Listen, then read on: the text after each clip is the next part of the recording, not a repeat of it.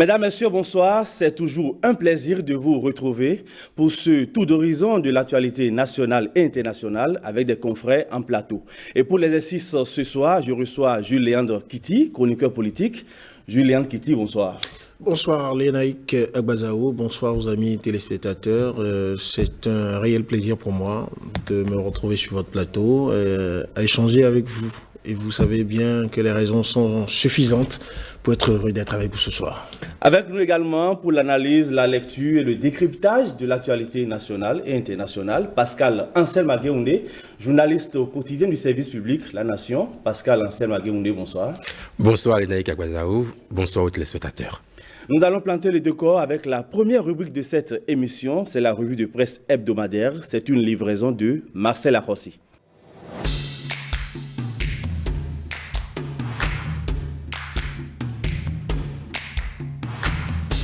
Réforme de la chefferie traditionnelle au Bénin, Talon veut distinguer les rois des plaisantins. C'est l'avis du quotidien Le Potentiel. Face aux membres de la commission de réforme de la chefferie traditionnelle, il a donné des orientations sur les travaux à abattre et il a été très ferme selon la presse du jour. Bientôt, les faux dignitaires vont disparaître pour un nouveau rayonnement de la tradition béninoise, affirme sans ambiguïté la presse du jour. Pour conclure, projet de loi pour soutenir les familles des soldats tombés pour la patrie, une solidarité nationale à point nommé. Un tel parapluie juridique, s'il venait à être voté par les députés, galvaniserait le moral de la troupe selon Fraternité. Car si la défense de l'intégrité territoriale des biens et des personnes est une tâche noble, sans des garanties nécessaires à la ressource humaine dédiée à cette fonction, il n'est pas certain que la motivation soit toujours au rendez-vous. Une rétroactivité, Fraternité la souhaite vivement, en admettant quand même que pour l'instant, ceux qui, en dépit des garanties défavorables pour leur famille, y sont déjà, peuvent se réjouir d'un État soudé derrière leur bravoure et engagement pour la cause nationale. Autonomie énergétique, de nouvelles sources de production annoncées, tout est en bonne voie pour que cette ambition exprimée par le gouvernement se concrétise. Les décisions du gouvernement en Conseil des ministres mercredi 25 mai dernier le démontrent selon La Nation. Tournée gouvernementale contre l'inflation,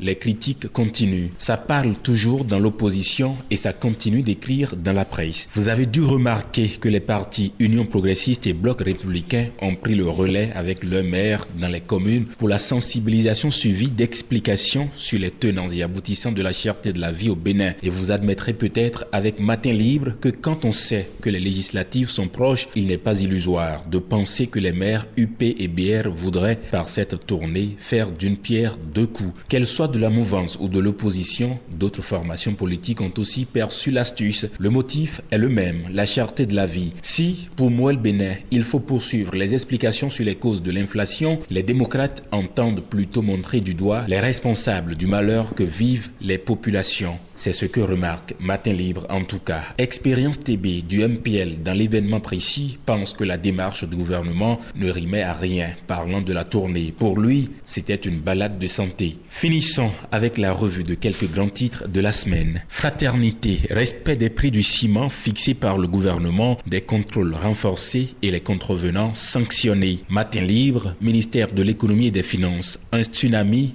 arrive. Le Potentiel, après la tournée gouvernementale face à la cherté de la vie, l'opposition en contre-tournée, son chef de file introuvable. L'événement précis, à la suite de la tournée nationale sur la cherté de la vie, le gouvernement muscle son plan d'action. La priorité, sortie frauduleuse des intrants agricoles mis à la disposition des paysans par l'État béninois, la douane veille au grain, plusieurs tonnes d'engrais arraisonnés.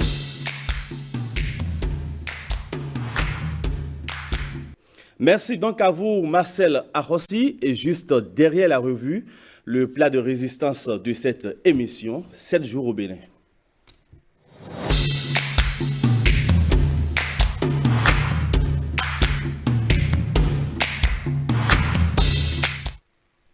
Jules Léandre Kitty, environ 1100 doléances recueillies par les différentes délégations gouvernementales qui sont allées au contact des populations dans le cadre de la tournée explicative sur la cherté de la vie et déjà l'exécutif qui prend des mesures fortes.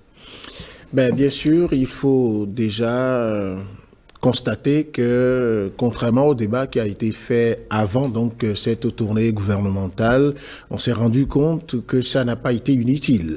aller au contact des populations. Vous savez, dans notre sociologie, qu'un citoyen, dans son plus dernier retranchement, a la possibilité de parler directement dans les oreilles et en face, et frontalement, au ministre indiqué, au directeur général, au député de la circonscription électorale, ça lui fait un autre effet. Il a l'impression d'avoir parlé à la source A1, à la personne qui devrait agir. Donc, beaucoup plus de gage pour lui que juste après le départ de la délégation, qu'il commence par sentir de réelles décisions. Et le gouvernement aussi a pris la mesure, je pense, de cet exercice-là pour se dire, si le gouvernement, s'il tarde à prendre des mesures concrètes, eh bien, son image, son crédit, confiance auprès de la population va s'épuiser plus qu'avant. Et donc, moi, je salue que le gouvernement, dans ce bon timing, ait commencé par prendre des mesures. Moi, j'étais de ceux qui disaient il faut que très rapidement, il y ait un atelier gouvernemental pour faire le point de ces recommandations, ces propositions recueillies, parce que le gouvernement était parti pour expliquer ces mesures face à la situation de crise que nous vivons. Mais le gouvernement s'est rendu compte que la population elle-même avait était rassasiée même de propositions à lui faire. D'où cette requête qui est revenue tout le temps, qui est qu'il faut que ces gens d'exercice se fassent dans un contrat social, et c'est très nécessaire. Et les mesures que le gouvernement prend, lorsque j'ai vu comment les recommandations, les propositions de la population ont été stratifiées, d'abord 1100, ça veut dire qu'il y avait à en entendre de cette population-là. Très rapidement, il y a eu un travail qui a été fait. Quand moi j'ai lu le relevé du Conseil des ministres, ça veut dire qu'on a confié à qui de droit de faire ceci ou de faire cela. C'est ça aussi une bonne gestion. Et je pense que ces ministres-là ont compris aussi qu'il faut aller très vite. J'ai pu noter que pour ce qui a été confié au ministre de l'Industrie et du Commerce, ensemble avec le ministère des Finances, ça se fait déjà. Vous avez déjà des corps de contrôle qui sont sur le terrain et les commerçants véreux qui, au détour de la vente de leurs tonnes de ciment, veulent se faire de l'argent sur le dos des populations qui souffrent déjà, savent qu'ils doivent avoir des ennuis à se faire maintenant. Et donc, sur les autres plans, jusqu'à aller dans le milieu universitaire, beaucoup n'en parlaient pas. On va y revenir. Et donc, je pense que c'est une bonne chose. Cela n'aura pas été une balade de santé. Voilà, je pense qu'on était tous d'accord sur la pertinence d'une telle initiative, mais beaucoup de personnes n'y croyaient pas vraiment. Pour d'aucuns, c'était simplement une balade. Avec les mesures qui sont prises aussitôt, on se rend compte que le gouvernement donne maintenant une certaine consistance, un peu plus de sens à cette tournée-là qui n'aura pas été inutile. Et quand on prend la pile de mesures, je pense qu'il y a beaucoup de décisions qui sont pragmatiques et il y a beaucoup de populations qui seront situées et qui pourront se dire mais on a une écoute attentive au niveau de ceux-là qui gèrent le pays. On va essayer d'égrener un peu les décisions irrelatives. Julien Kéti le soulignait tout à l'heure. Il va falloir désormais intensifier le contrôle en ce qui concerne les prix pratiqués sur le marché. Oui, ça, on le sait, ça fait partie des doléances écoutées ici et là, parce qu'une chose est de prescrire un prix et une autre est vraiment de suivre les tarifications en normes.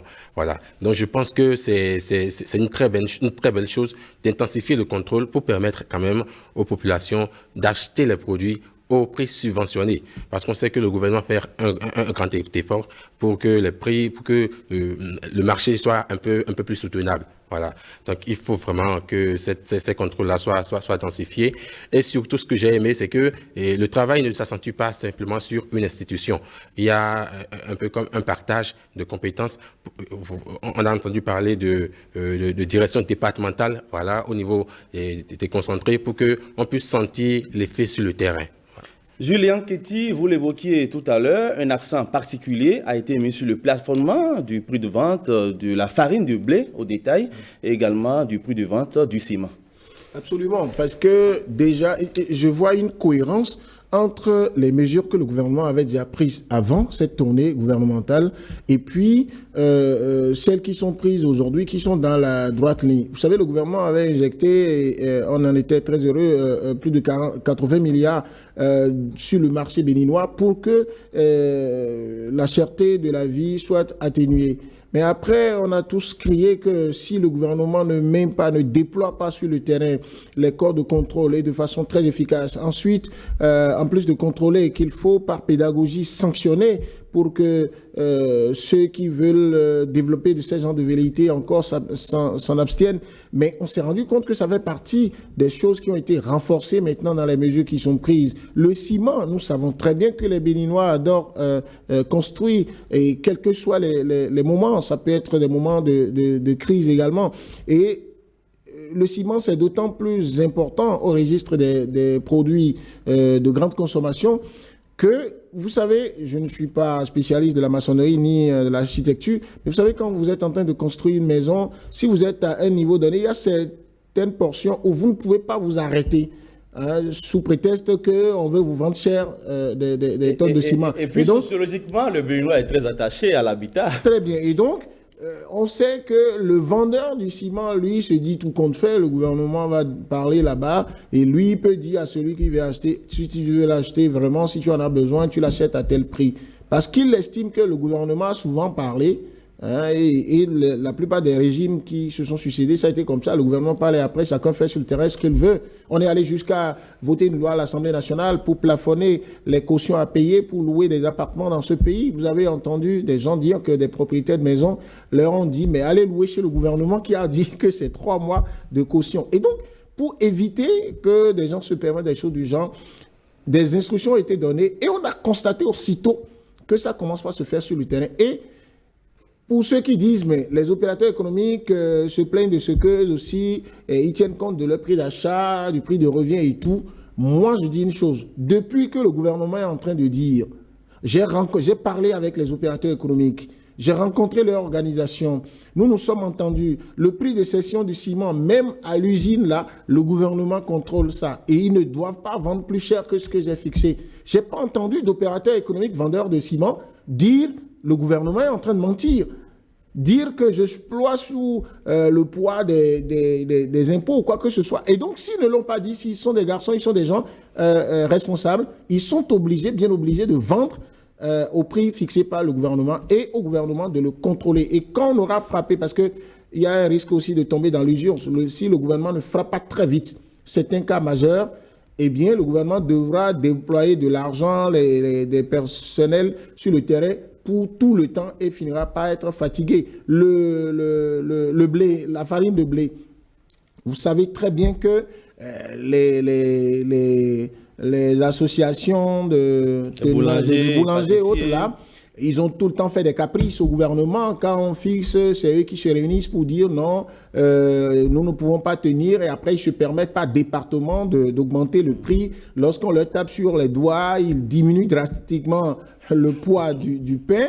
Et puis, c'est le consommateur à la fin qui en pâtit. Et donc, ce que j'ai aimé comme expression dans le relevé du Conseil des ministres, c'est qu'on a dit qu'il faut contrôler jusqu'au prix fixé à vendre la farine de blé au consommateur. Vous voyez, au consommateur final. Ça veut dire que sur toute la chaîne, il faut éviter que quelqu'un augmente le prix, anarchiquement le prix quelque part. Et donc, dès que c'est évité comme ça, le dernier consommateur va pouvoir s'en sortir. Vous et moi, on pourra, parce que le Bénin profond en termes de consommation de produits à base de blé, c'est pas si loin que ça. Hein. Nous tous, nous prenons du pain chaque matin. Effectivement. Et Pascal Ansemageoundé, il a été décidé également de la création des magasins pour la cession des intrants vivriers, et ce, dans toutes les 77 communes du pays.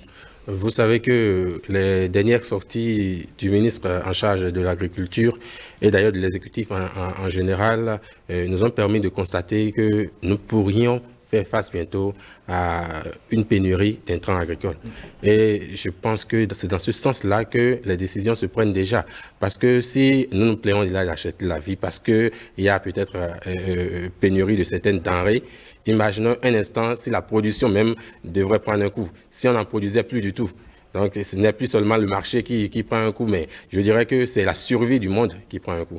Alors, je pense que c'est dans ce sens-là que ces mesures sont prises, et en créant ainsi des magasins, on est sûr de faire une bonne gestion des stocks en fait. Une bonne gestion des stocks. C'est pourquoi la mesure qui suit en même temps, c'est essayer de contrôler également pour qu'il n'y ait pas de ce genre de fuite, de dérapage vers l'extérieur. Vous savez que dernièrement, il y a eu un arraisonnement d'une certaine quantité d'intrants qui sortaient déjà du pays. Oui. Donc c'est pour contrôler tout cela et être sûr que le Bénin peut se prémunir et faire face à une éventuelle pénurie d'intrants agricoles. Julien Kitty, les plus heureux, ce sont les étudiants. Ils vont pouvoir enfin retrouver leur ration normale de restauration. Mais ça me fait tellement plaisir, d'autant plus que vous voyez, même si ça fait beaucoup d'années que vous avez vécu ça, vous voyez, le repas que l'étudiant va prendre, le repas que nous tous, nous avons été amenés à faire le rang pour aller prendre au Resto U à l'université d'Abomey-Calavi, écoutez, il est d'une importance extraordinaire pour l'étudiant. C'est sacré pour lui. Et je ne vous dis pas des moments où vous venez et le plat, il est trop léger, ou vous venez au niveau de la marmite, on vous dit c'est fini. Alors que vous avez peut-être un coup dans 30 minutes. Bref, c'est autant de nostalgie que ça donne, mais au même moment, qui dit que la population qu'il y a à l'université n'est pas négligeable. C'est que ceux-là puissent manger plus ou moins à leur faim pour le temps qu'ils passent donc, sur les lieux de formation, c'est quelque chose de formidable et un gouvernement responsable qui finit d'écouter. Et ceux qui avaient dit, lorsque le gouvernement faisait sa tournée, qu'il ne fallait pas oublier les espaces universitaires pour parler à cette population-là, ils ont eu raison. Et donc, ça veut dire que ceux qui sont allés rencontrer les étudiants, j'ai pu voir le conseiller spécial du chef de l'État, M. Dayon, j'ai pu voir des ministres également, le porte-parole du gouvernement. Je pense qu'ils ont fait un travail extraordinaire, très bien. Ils ont été responsables et honnêtes parce que s'ils n'avaient pas fait un très bon retour avec des recommandations indiquées au chef de l'État, il n'y aurait pas eu ces mesures-là. Et le chef de l'État a touché, le gouvernement avec lui, ils ont touché un autre point qui est essentiel. Vous voyez, lorsque les allocations qui sont données aux étudiants en début d'année, ou qui devraient être données en début d'année, et après, on se rappelle bien, ça venait parfois en fin d'année ou bien au beau milieu, tout le cycle de formation de l'étudiant et de vie de l'étudiant est déréglé. Parce que nous savons très bien qu'il y a tellement de jeunes béninois dans le Bénin profond qui n'ont pas la possibilité, quand ils viennent à l'université, sur les centres universitaires, de se prendre totalement en charge. Alors que, suivant les tests, ils ont eu le mérite, de par leurs compétences, de mériter qu'on leur donne ces primes-là. Et aussi, le gouvernement a tellement bien fait que, moi, je disais, c'était un risque dans la gestion de cette crise. Si on passait tout le temps à penser seulement au ventre. Parce que tout est lié. Le ventre, oui, d'accord. Mais comment on fait pour aider celui qui a faim aujourd'hui en intégrant tous les départements de sa vie qui lui permettent au bout d'un temps donné de sortir de la zone de vulnérabilité. L'étudiant qui est à l'université, quand vous lui faites manger, c'est très bien. Mais quand après, vous vous occupez également de l'allocation qu'il doit avoir pour pouvoir faire ses recherches, pour pouvoir finir, eh bien, pour être compétitif, c'est une bonne chose. Ça veut dire que c'est un gouvernement qui ne voit pas seulement au niveau du bout de son nez, mais qui est dans la prospective. Et c'est une bonne chose. Et on a pu booster également un réseau béninois d'éducation et de la recherche qui va être renforcé. Pour moi, je pense que le gouvernement a démontré qu'il avait raison d'aller sur le terrain. Et un gouvernement responsable, en somme. Oui, absolument. On va évoquer à présent un autre sujet. Nous allons nous intéresser au secteur du numérique. Ça bouge. Disparaissent désormais l'Agence de développement du numérique, ADN, l'Agence des services et systèmes d'information, l'ASI, l'Agence nationale de la sécurité des systèmes d'information, ANSI, et l'Agence béninoise du service universel des communications électroniques et de la poste, ABSUCEP. Tout ceci au profit d'une seule agence, l'ASIN, l'Agence des systèmes d'information et du numérique désormais. Pascal Ansem-Agueoundé. Ça me rappelle tout de suite du déjà vu il n'y a pas très longtemps. C'est par rapport à la promotion des petites et moyennes entreprises. Vous vous en souvenez, en mars dernier, le gouvernement avait déjà en Conseil des ministres dissous cette agence au profit d'une seule agence, Agence de développement des petites et moyennes entreprises. Voilà, donc je pense que c'est dans la même droite d'idée. Et il y a 3 mots que je garde du relevé du Conseil des ministres, c'est efficacité, rationalité et c'est cohérence dans les actions. Voilà. Donc, quand vous sentez le besoin de ne pas disperser les énergies, de rassembler pour que l'action soit un peu plus cohérente, c'est toujours bien. C'est vrai, ça a fait poser d'autres questions également parce qu'on peut se dire de droit, pourquoi avoir déjà émietté? Vous savez, quand ce gouvernement a pris les rênes en 2016, la première chose que nous avons constatée, l'une des premières choses que nous avons constatées, c'est qu'il y a eu la création de plusieurs agences qui ont, je dirais, émietté les compétences des ministères. Et bon, on a compris que c'était pour aller vite, vu la lourdeur administrative des ministères et tout, c'était pour aller vite dans les nombreux projets qui sont inscrits au PAG. Et peut-être que le gouvernement s'est rendu compte qu'il est à un niveau donné et qu'il peut se permettre encore peut-être de fonctionner avec moins d'agences. Si c'est le cas, c'est très bien. Alors, l'autre chose, c'est se dire, est-ce qu'à la longue, il n'y aura pas de ces genres de problèmes de compétences entre des agences qui sont directement rattachées à la présidence? Vous voyez, par exemple, là, il y a une agence qui naît et qui regroupe toutes les agences qui parlaient de numérique. Et il y a un ministère qui est chargé du numérique de la digitalisation. Il faut espérer que la collaboration soit meilleure et que l'agence qui est placée directement, rattachée directement à la présidence, ne soit pas, je dirais, un peu comme un cheveu sous la soupe. Voilà. La raison évoquée, Julien Kiti, c'est bien évidemment ce qu'il disait, c'est la rationalité, la cohérence de l'action publique et également l'efficacité. Oui, je pense que ces mots que vous rappelez permettent, si nous donnons la minute de réflexion, de compréhension, on va se rendre compte que ce n'est pas, il ne faut même pas y voir un aveu d'échec. Nous sommes sortis du premier mandat du président Patrice Talon. Et l'un des départements qui ont montré de l'innovation, de la révolution dans la gouvernance dans notre pays. Pour moi, c'est que vous l'appeliez économie numérique, après du numérique, ministère du numérique, de la digitalisation. Je pense qu'il y a du travail qui a été fait. Avant, on n'avait pas ça. Aujourd'hui, combien de services publics ont été dématérialisés? Et vous n'avez pas idée de ce que ça apporte en termes de plus-value pour les hommes d'affaires, les opérateurs économiques, en termes de célérité dans le traitement d'un certain nombre de dossiers.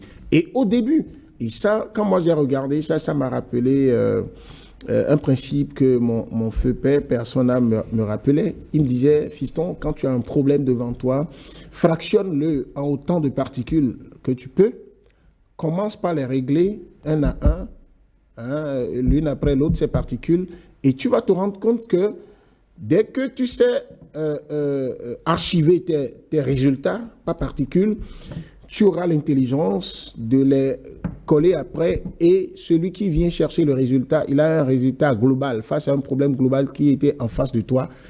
Et le résultat, c'est le dénominateur commun. Très bien. Qu'est-ce qui s'est passé? Selon moi, quand j'ai lu ça, je me suis dit, un gouvernement qui vient, qui sait que les choses étaient vraiment au point mort, et il veut faire de la révolution, et celle qui a été nommée à ce poste et qui est restée là jusqu'à aujourd'hui, c'est au moins, ça on peut lui dénier tous les droits, sauf que c'est son domaine. Et donc, le fait de créer beaucoup d'agences, le gouvernement peut-être aura l'occasion de s'expliquer davantage là-dessus, mais pour moi, j'ai vu ça comme c'est une manière d'être efficace, de mettre les balises.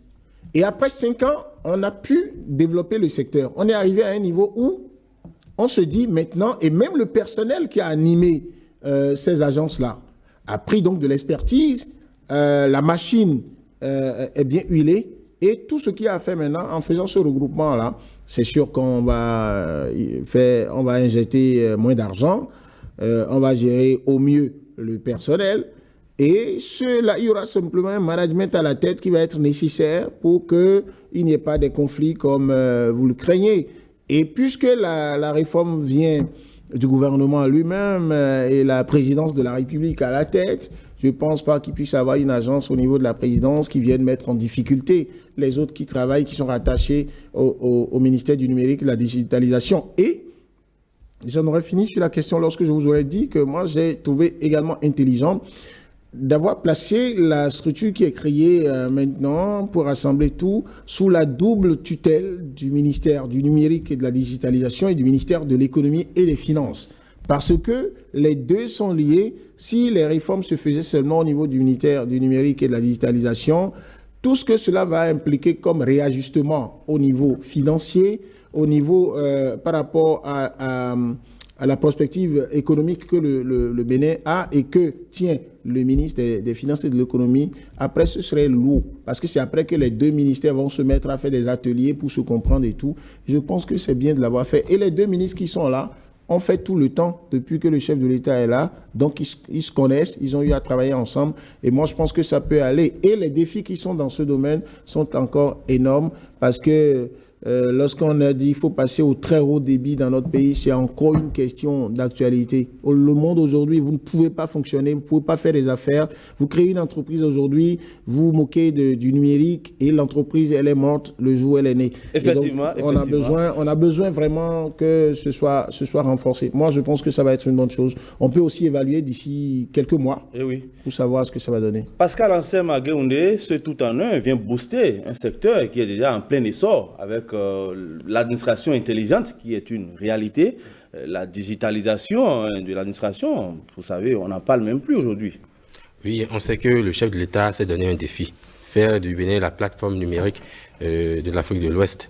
Et ce défi n'est pas loin d'être réalisé quand on voit tout ce qui a été fait dans ce secteur-là et toute l'émulation qu'il y a autour aujourd'hui des startups, des créateurs. On sent qu'il y a vraiment une dynamique dans ce secteur. Il y avait beaucoup de choses à faire dans ce secteur, c'est pourquoi je l'ai dit tantôt, c'est certainement pour ça que des actions ont été un peu ciblées et les alliances ont été créées. Peut-être que le gouvernement se rend compte qu'il est à un niveau donné, un niveau appréciable et qu'il faille maintenant marcher dans une même direction sans être trop dispersé dans les énergies et tout. Je pense que de toute façon, avoir une machine pour gérer, quand vous avez déjà fini de régler les petits détails, avoir une machine pour gérer l'essentiel, c'est toujours mieux. C'est toujours mieux. Ça permet également d'éviter qu'il y ait des fuites. Quand je dis des fuites, c'est des fuites d'énergie, des pertes d'énergie et de mieux coordonner l'action gouvernementale dans ce domaine si sensible qui, vous le savez, aujourd'hui est un défi pour le monde entier. Nous allons nous intéresser à présent à un sujet qui nous concerne, nous, acteurs des médias. Julien Kitty, la carte de presse. Vous savez que cette semaine, la ACRE a reçu les dossiers de renouvellement et d'attribution. Une question fondamentale, à quoi bon la carte de presse?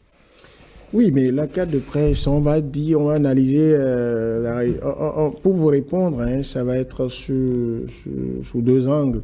Le premier aspect, c'est l'idéal, ce à quoi ça sert en principe, ou ça devrait servir en principe. La carte de presse, c'est votre carte d'identité professionnelle. C'est votre carte qui, d'abord, vous permet, partout où vous allez, puisque la question de l'accès aux sources d'information s'est posée longuement. On a mené cette bataille depuis beaucoup de décennies, mais il faut déjà avoir une clé pour ouvrir la porte avant de poser son problème.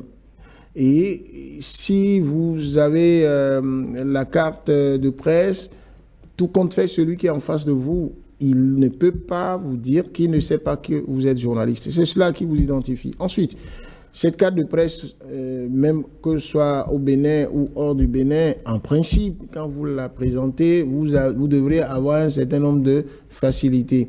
Ensuite, c'est pour moi un élément de sécurité. Un élément de sécurité parce que, en plus de, si celui-là ne veut pas vous ouvrir des portes, s'il était appelé à être agressif avec vous, donc ça veut dire que s'il est agressif avec vous alors que vous lui avez présenté votre carte, ça veut dire qu'il a fait le choix délibéré de se mettre au travers de la loi par rapport au respect qu'il devrait avoir pour vous. Et donc pour le professionnel des médias lui-même, c'est une source de fierté après tout, parce que beaucoup peuvent se dire je suis journaliste, et après celui qui a la carte de presse se dit j'ai quelque chose, moi je suis reconnu par l'instance qui régule le secteur, qui autorise. Parce que lorsqu'il est question après de retirer, par exemple, à quelqu'un le droit de continuer à exercer ce métier parce qu'il aurait commis une faute lourde ou il aurait posé un acte qui porte atteinte aux mœurs ou qui porte atteinte à la sûreté de l'État ou une faute lourde quand même, c'est encore par le retrait de cette carte que c'est l'une des mesures, par le retrait de cette carte, que la HAC peut lui dire « Monsieur, vous cessez d'exercer ce métier, l'ordre vous est intimé dans ce sens. » Mais est-ce que dans la réalité, Depuis on va y qu'il y a un cadre de presse, on va y ça revenir. permet Pascal aux Ansema professionnels de médias de s'en Brunei, sortir. à votre avis, quels sont les avantages que confère la carte de presse aux professionnels des médias? Je voudrais d'abord dire que notre métier, et vous le savez mieux que moi, a été longtemps, ou du moins est toujours, un refuge professionnel pour beaucoup de personnes. Et cela pose un vrai problème, un problème d'identité. La carte de presse, normalement, devrait être un peu comme la pièce fondamentale d'un journaliste. Et à partir de cette pièce, simplement, on pourrait déjà savoir qui est journaliste et qui ne l'est pas. Qui s'improvise journaliste et qui exerce véritablement le métier. D'ailleurs, parmi les conditions pour avoir la carte de presse, il faut préciser qu'on exerce le métier. C'est pour dire que, en fait, dès que vous n'exercez plus le métier, il faut même encore y faire cas à la RAC. Donc, je pense que la carte de presse, c'est notre vademecum normalement.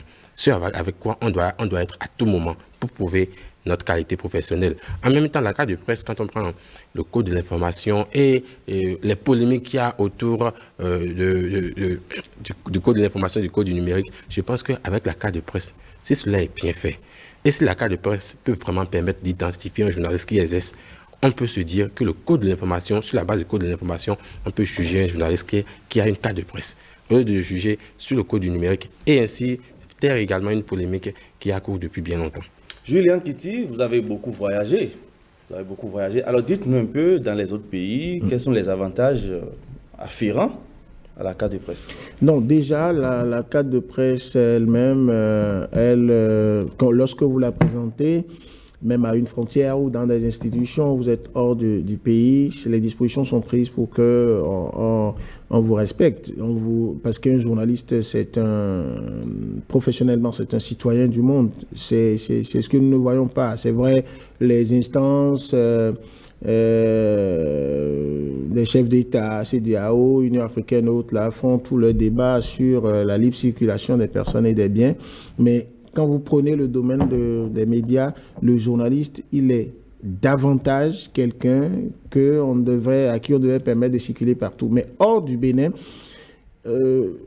c'est un peu mitigé. Vous avez des situations dans lesquelles vous pouvez trouver quelqu'un qui, subitement, pour peu que vous lui présentiez votre carte de presse, il vous respecte, il est prêt à vous offrir, à vous mettre le tapis rouge, il est prêt à vous apporter tout le soutien ou toutes les facilités qu'il faut. Ce qui intéresse surtout nos confrères par ici, c'est la valeur de cette carte dans les autres pays.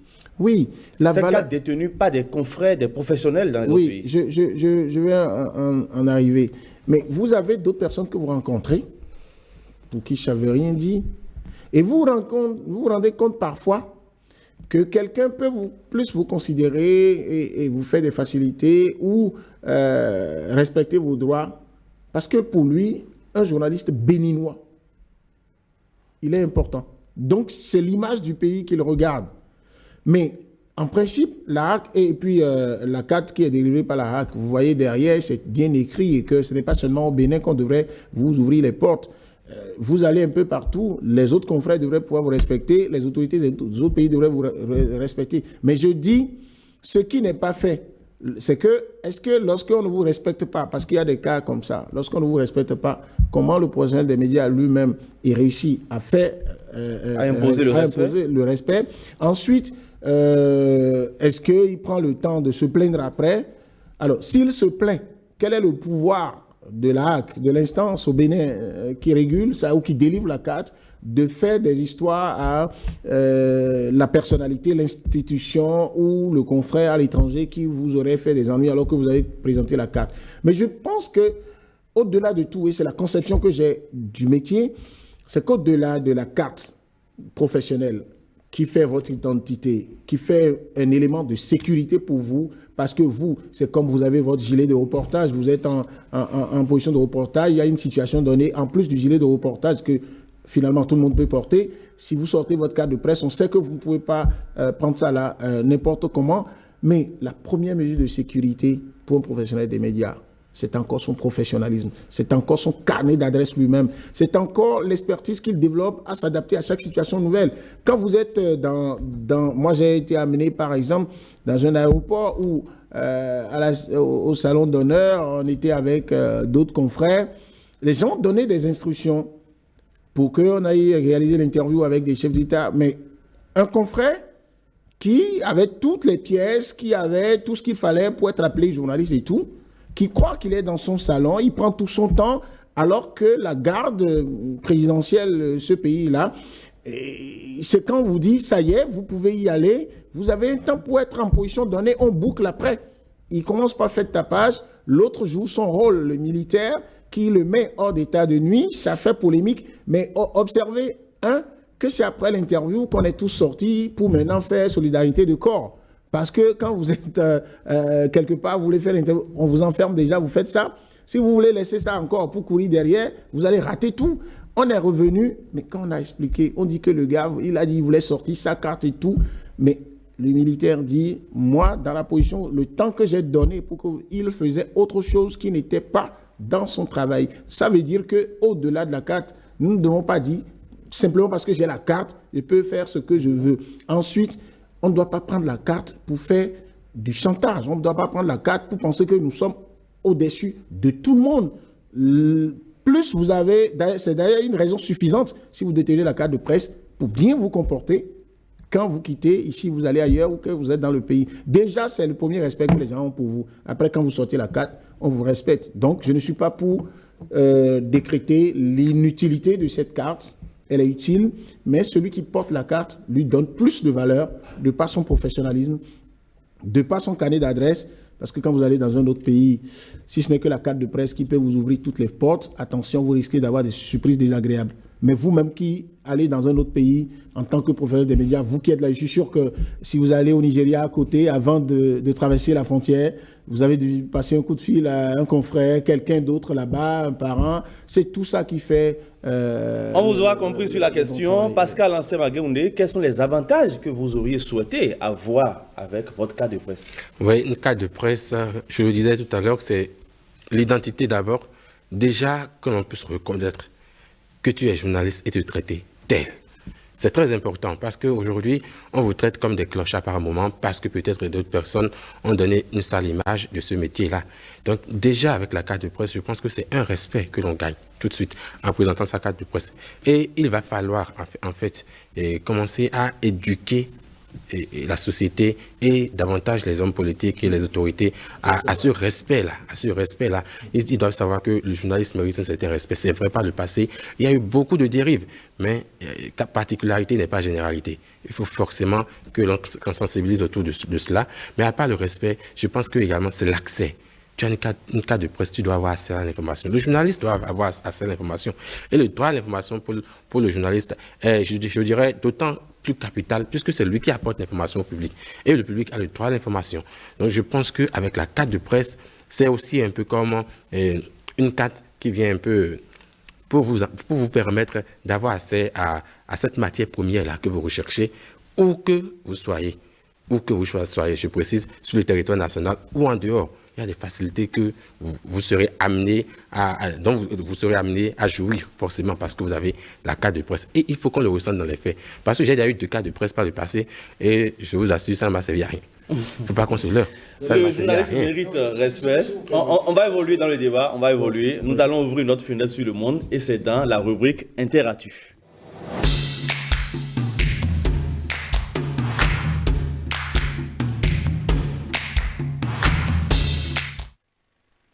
Ancien pilier du régime de l'ex-président ivoirien Laurent Gbagbo, Charles Blé Goudé a obtenu finalement son passeport à La Haye.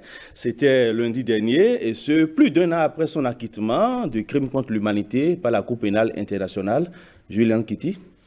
Bon, je me réjouis qu'un citoyen ivoirien, citoyen africain acquis après donc la sentence au niveau de La Haye, il n'était plus retiré ou dénié ses droits civiques et politiques et que son passeport lui soit remis pour qu'il puisse rentrer dans son pays parce que c'est l'une des conséquences juridiques de la décision prise par La Haye. Mais ce que je trouve à la limite scandaleux et bien rigolo, c'est que ça fasse l'objet d'une célébration, politique. Oui, une récupération politique qui, à la limite, pour moi, un peu clochardise l'intéressé, parce que j'ai pu lire des spots vidéo où il y a une grande fête qui va être organisée sous le haut patronage du président de la République ivoirienne, Alassane Ouattara, son premier ministre. En question, mais n'était-ce pas un montage pour amuser la galerie? Ok, si c'est un montage, bon, là je m'en excuse.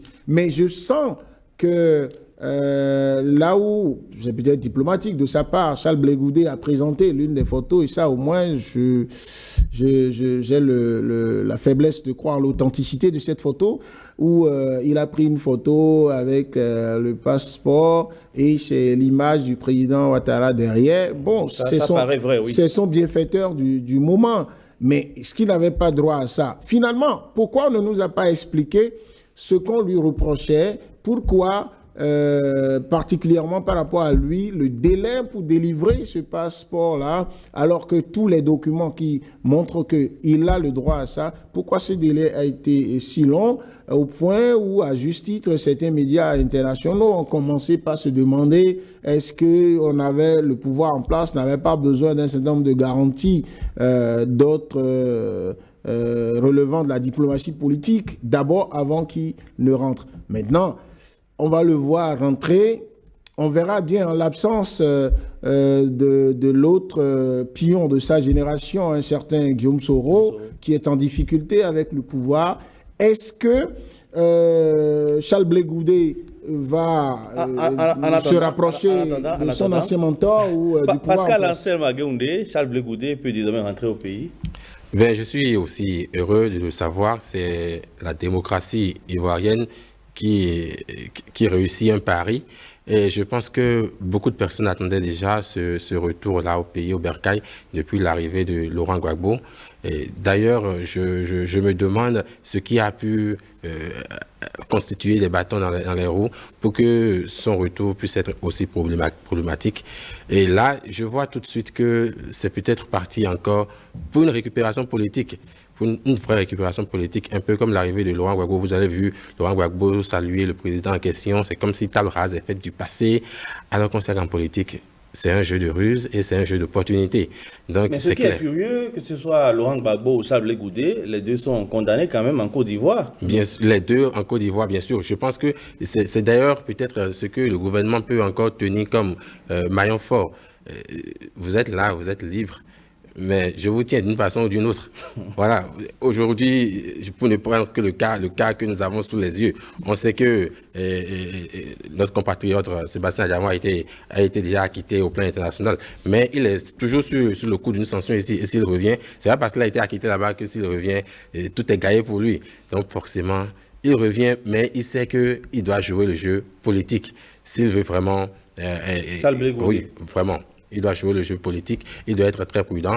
Vous voyez, aujourd'hui, quelqu'un comme Laurent Gbagbo a une certaine popularité. Ce qui fait qu'en dépit de tout ce qui peut arriver, il a confiance. Il a confiance. Malgré tout ce qui s'est passé, il a une certaine popularité. Et tout de suite, il a déjà commencé encore à se mêler du jeu politique, formation d'un nouveau parti et tout. Ouais, c'est quelqu'un qui a une certaine carrure politique et qui peut quand même se débrouiller tant bien que mal. Maintenant, Charles Blé Goudé, je pense qu'il ferait mieux de marcher dans les traces de son prédécesseur. C'est ce qu'il y a de mieux pour lui. Pour ne pas dire de son mentor. Voilà, c'est ce qu'il y a de mieux pour lui. Julien Kiti, comment entrevoyez-vous l'avenir politique immédiat de la Côte d'Ivoire? Charles Blé Goudé pourrait être candidat à la présidentielle de 2025, qui sait? Non, bon, c'est possible. Il remplit les conditions sur papier, mais je pense qu'il y a quelque chose qui va manquer aux jeux politiques en Côte d'Ivoire dans les mois et années à venir. C'est que, vous voyez, ce pays a été, pendant longtemps, la politique dans ce pays a été très, très croustillante avec les rivalités Laurent Gbagbo, Henri Konan Bédié, Alassane Dramane Ouattara, lorsque le grand-père lui-même, Félix Houphouët-Boigny, leur a laissé le champ. Mais aujourd'hui, Konan Bédié est en train de finir, tout compte fait, même s'il est encore là, le poids de l'âge fait qu'il ne peut plus tenir vraiment. La cohésion au niveau de son camp n'est pas garantie. je ne vois pas des figures emblématiques qui sortent du côté de Henri Konan Bédié. Au niveau de Laurent Gbagbo, les forces sont émiettées également parce que le rapprochement avec Afin Guessan a été très compliqué parce que les plaies étaient suffisamment profondes. Et dès qu'il est arrivé, Laurent Gbagbo a dû aller créer un autre parti parce qu'il ne pouvait pas non plus s'entendre avec son épouse Simone Gbagbo, qui avait un poids sur le parti politique. Alors, Simone Gbagbo va certainement relancer la machine FPI.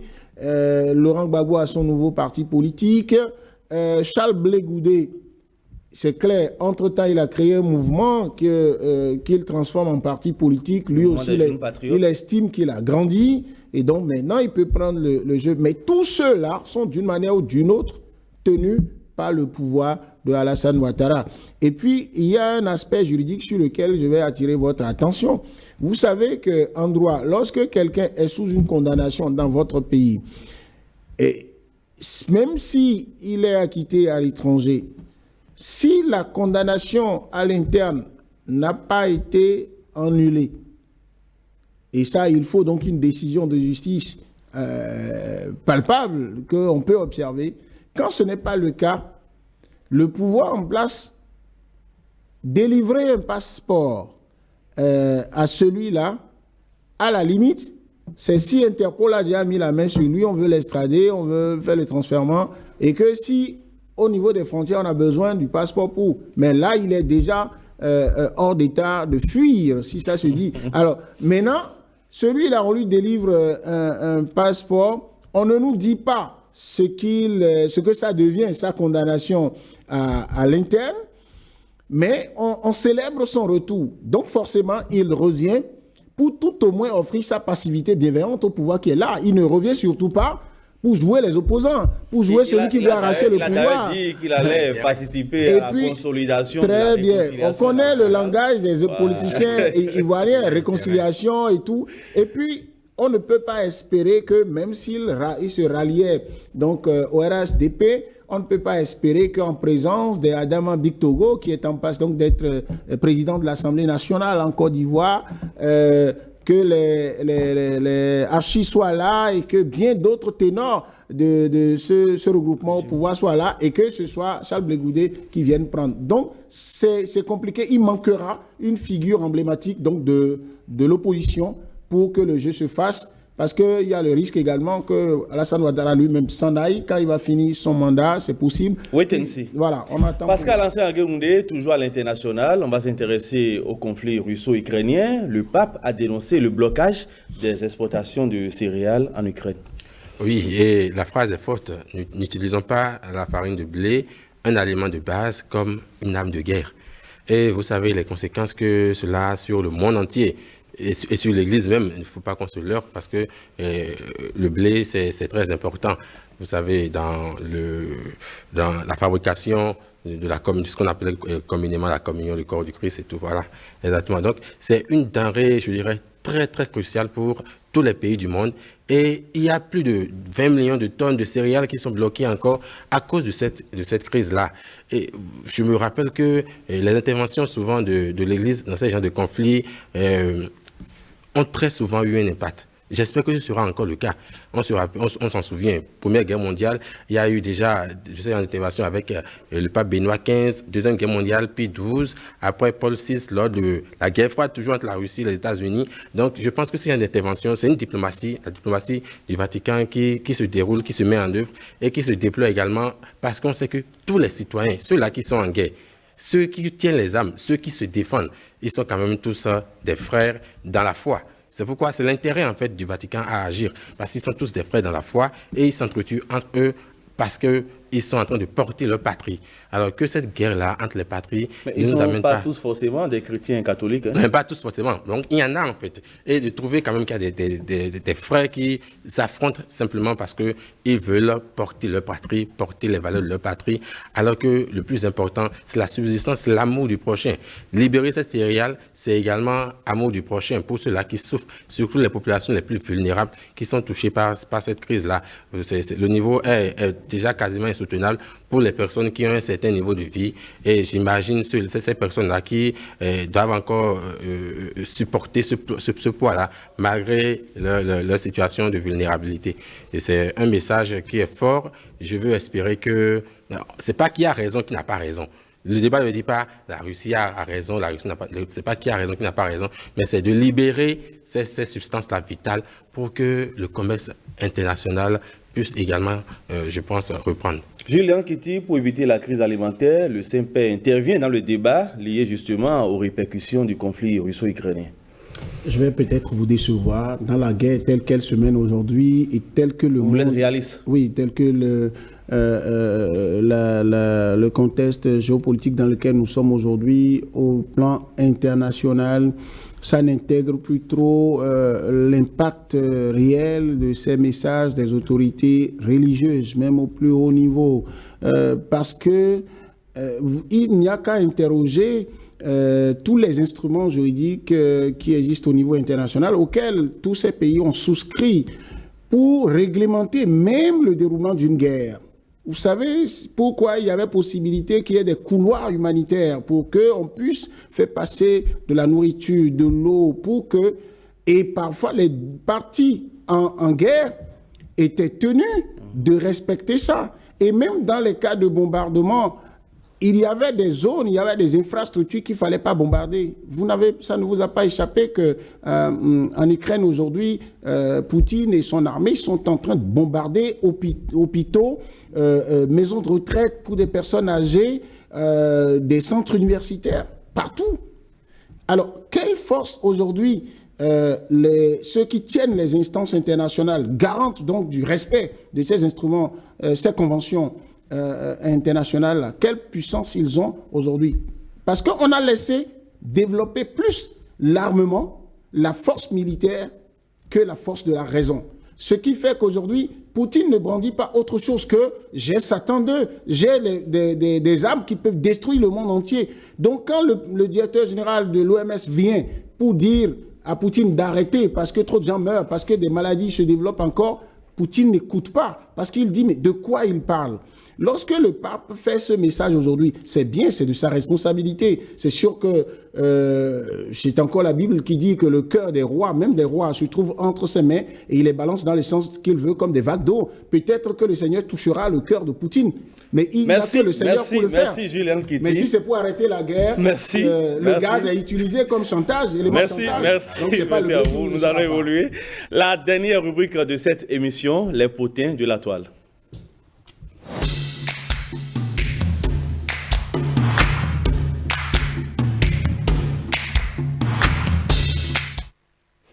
Pascal Ansem Ageounde, au Nigeria, une jeune dame de 47 ans, comptable de profession, s'est donné la mort parce que dépressive, elle n'aurait ni enfant ni mari. Je ne la condamne pas, pour reprendre des paroles bibliques. On vient de finir le sujet du genre. Je ne la condamne pas, mais je condamne fermement l'acte. Simplement parce qu'il n'y a rien qui puisse expliquer que l'on puisse sauter la vie. C'est une réalité à laquelle nous sommes tous appelés. C'est la plus grande certitude. On va mourir. Mais il n'y a rien qui puisse expliquer que nous le fassions plus tôt, que nous anticipions ce moment-là. Mais on peut comprendre un peu tout ce qu'elle a subi comme détresse, le poids de la société. Aujourd'hui, tu n'as pas d'enfant, tu n'as pas, une situation stable, oui, tu n'as pas de mari. Et on te prend généralement, dans la société, on te prend généralement, soit comme quelqu'un qui a échoué, ou quelqu'un qui est de mœurs légères, voilà, et qui finalement récolte... Mais c'est pas volontaire. Voilà. Mais c'est pas volontaire, c'est pas du tout volontaire. Et c'est sûr qu'elle a dû traverser beaucoup de pression sociale, familiale. Et l'autre chose aussi, pour la plupart du temps, ces femmes-là qui ont un emploi, une certaine responsabilité, je suis sûr qu'elle doit quand même avoir les moyens, parce qu'elle ne peut pas dire que c'est parce qu'elle n'arrive pas à gérer son quotidien. Non, elle est comptable, j'espère qu'elle a forcément les moyens. Donc, pour des femmes de ce genre-là, parfois, la faute leur revient aussi parfois.